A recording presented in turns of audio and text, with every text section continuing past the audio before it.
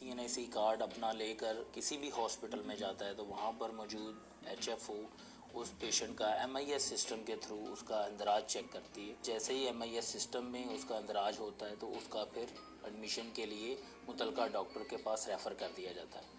متعلقہ ڈاکٹر اس پیشنٹ کو اس کا ٹریٹمنٹ دیکھنے کے بعد اگر اس کا ایڈمیشن ریکوائرڈ ہو تو اس پیشنٹ کو داخل کر کے اور دوبارہ اس کو HFO کے پاس بھیج دیا جاتا ہے. تو وہاں پر اس پیشنٹ کا بیلنس چیک کیا جاتا ہے کہ اس کا بیلنس اس کے کارڈ میں اویلیبل ہے MIS سسٹم کے تھرو، اور جیسے ہی اس کا بیلنس موجود ہوتا ہے تو اس پیشنٹ کو وارڈ میں ایڈمیشن کے لیے ریفر کر دیا جاتا ہے اور اس پیشنٹ کا ٹریٹمنٹ شروع کر دیا جاتا ہے. آفٹر ٹریٹمنٹ پیشنٹ کو ڈسچارج کرتے وقت دوبارہ HFO کے پاس آنا ہوتا ہے اور HFO اس کو 1000 روپے کے ایوز ڈسچارج دے دیتی ہے. جو 1000 روپے ملتا ہے وہ کنوینس کی صورت میں ملتا ہے. پیشنٹ ڈسچارج ہو جاتا ہے اور اس کا کلیم HFO بنا کے اسٹیٹ لائف انشورنس کارڈ والوں کو بھیج دیا جاتا ہے، جس کے بعد اس کا کلیم 30 ڈیز میں متعلقہ ہاسپٹل میں ریسیو کر لیا جاتا ہے.